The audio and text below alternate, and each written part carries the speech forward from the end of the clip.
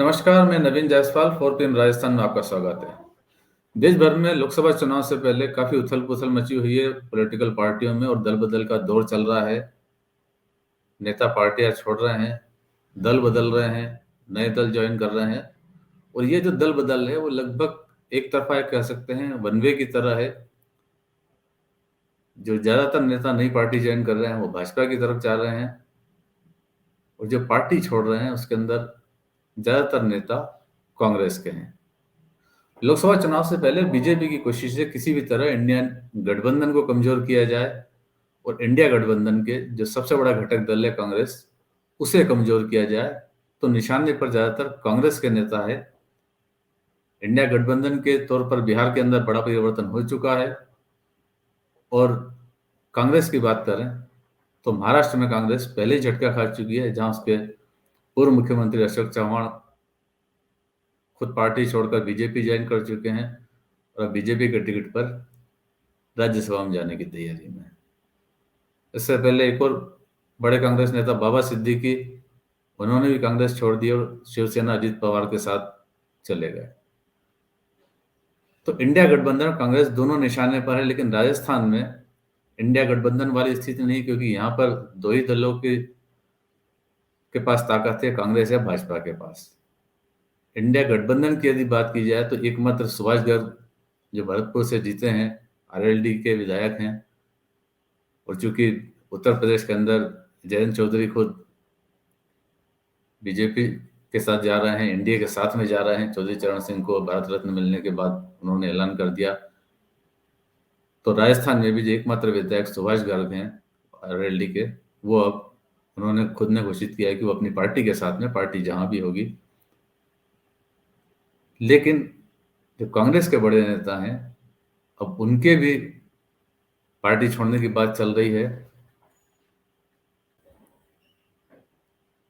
माना जा रहा है कि राजस्थान में भी कांग्रेस के कई नेता भाजपा ज्वाइन कर सकते हैं, लेकिन महेंद्रजीत सिंह मालवीय का मामला कुछ अलग है, कुछ बड़ा है, क्योंकि राजस्थान की राजनीति में कांग्रेस के लिए उनका कद बड़ा है। विशेषकर मेवाड़ क्षेत्र में वो एक बड़े आदिवासी नेता है और उनका जाना कांग्रेस के लिए वाकई में बड़ा झटका है। गुरुवार को ही मुख्यमंत्री भजनलाल शर्मा से महेंद्रजीत सिंह मालवीय ने मुलाकात की और उसके बाद उन्होंने जो बयान दिया उससे उनकी मंशा पहले ही साफ हो गई। देखो आज देखते हैं। आखिर कांग्रेस छोड़ने का क्या कारण है? कांग्रेस की आज स्थिति जो देश में हो रही है आप देख रहे हो, और मैं व्यक्ति से भी कहूं तो 13 में सीएलपी के मेरा नाम था, 3 साल तक मंत्री नहीं बनाया, फिर अभी सीएलपी में नाम था। कांग्रेस एक तरह से कुछ लोगों के बीच में घिर गई है। जो कांग्रेस का पहले विजन था देश के लिए, देश की जनता के लिए, वो आज नहीं है। तो अब महेंद्रजीत सिंह मालवीय को लग रहा है कि कांग्रेस की सोच वो नहीं रही है जो पहले हुआ करती थी, और साथ ही वो कह रहे हैं कि उन्हें सीएलपी लीडर यानी कांग्रेस विधायक दल का नेता बनाया जाना था, जिसकी उन्हें उम्मीद थी, लेकिन उन्हें नहीं बनाया गया। महेंद्रजीत सिंह मालवीय बागीधोरा से विधायक हैं, 2 बार गहलोत सरकार में मंत्री रह चुके हैं, 1 बार सांसद भी रह चुके हैं, सरपंच संघ का संघर्ष राजनीतिक जीवन शुरू हुआ था और कई बड़े पदों पर वो रह चुके हैं। और फिलहाल कांग्रेस के वर्किंग कमेटी के सदस्य रहे। विधानसभा चुनाव के पहले उन्हें रघुवीर मीणा को हटाकर उनकी जगह पर मल्लिकार्जुन खड़गे ने उन्हें कांग्रेस वर्किंग कमेटी में लिया था, यानी उनकी हैसियत कांग्रेस में काफी बड़ी थी। एआईसीसी के मेंबर रहे हैं और मेवाड़ क्षेत्र में एक बड़े आदिवासी नेता के रूप में उनकी पहचान है। मुख्यमंत्री जब अशोक गहलोत थे तब उनके सबसे विश्वस्त नेता लोगों में थे।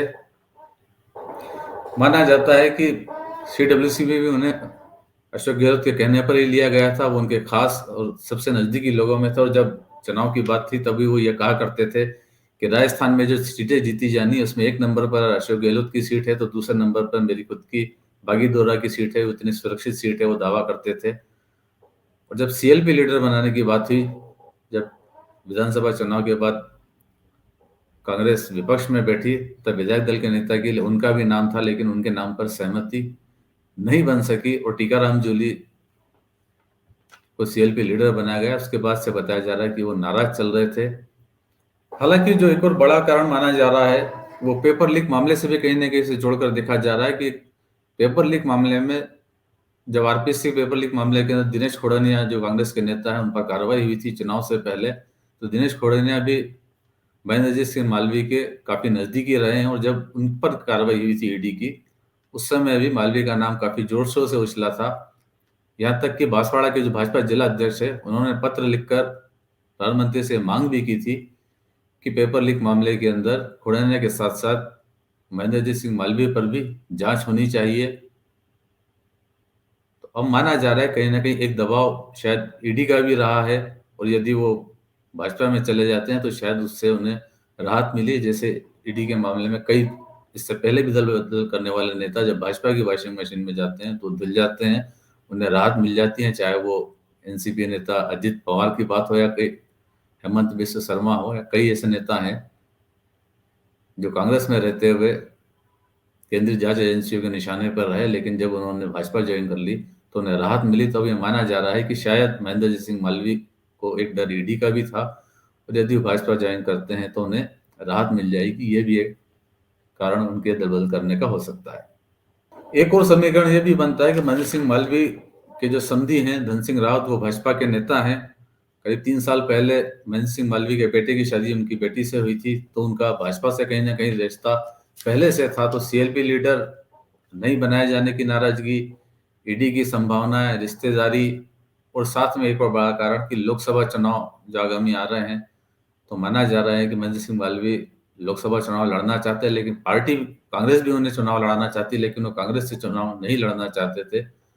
और भाजपा से संभावना जताई जा रही है कि वहां पर वो जो फिलहाल भाजपा सांसद है कनकमल कटारा, उनका टिकट काटकर बीजेपी महेंद्र सिंह मालवीय को चुनाव लड़ा सकती है। डूंगरपुर बांसवाड़ा की लोकसभा सीट है। इसमें बांसवाड़ा से 5 और डूंगरपुर की 3 विधानसभा सीटें मिलाकर कुल 8 सीटें हैं, जिसमें से 4 पर बीजेपी बुरी तरह हारी थी। और बीजेपी को इसी बात को लेकर चिंता है कि लोकसभा चुनाव में वो कैसे यहाँ पर एक अच्छी स्थिति वापस हासिल कर ले, क्योंकि पिछले लोकसभा चुनाव में बीटीपी जो भारतीय ट्राइबल पार्टी है उसने करीब 2.5 लाख से ज्यादा वोट लिए थे। और इस बार क्योंकि बीटीपी की जगह बीएपी ले चुकी है, तो बीएपी ने भी जो इन 8 सीटों पर वोट लिए हैं वो करीब 4.25 लाख के लगभग हैं। तो बीएपी इस बार इस लोकसभा चुनाव के अंदर सीट पर बीजेपी के लिए एक बड़ी चुनौती है और बीजेपी को एक मजबूत प्रत्याशी की तलाश है और वो तलाश महेंद्रजीत सिंह मालवीय में पूरी हो सकती है। जैसे कांग्रेस छोड़कर जो नेता भाजपा में शामिल होने की संभावना जताई जा रही है, उसके अंदर कुछ और नाम भी हैं, बड़े नाम भी हैं। उसमें जयपुर से जो पूर्व मंत्री लालचंद कटारिया का नाम भी है, जिन्होंने विधानसभा चुनाव लड़ने से इनकार कर दिया था और माना जा रहा है कि वो जयपुर ग्रामीण से भाजपा के प्रत्याशी हो सकते हैं। इसके अलावा भी कुछ और नेताओं के नाम है जो आने वाले कुछ दिनों के अंदर सामने आते जाएंगे। तो फिलहाल इस वीडियो में इतना ही और अंत में एक बार फिर आपसे यही कहना है कि 4PM राजस्थान चैनल को सब्सक्राइब जरूर करें और इस वीडियो के लिंक को जितना ज्यादा हो सके उतना शेयर भी करें। नमस्कार।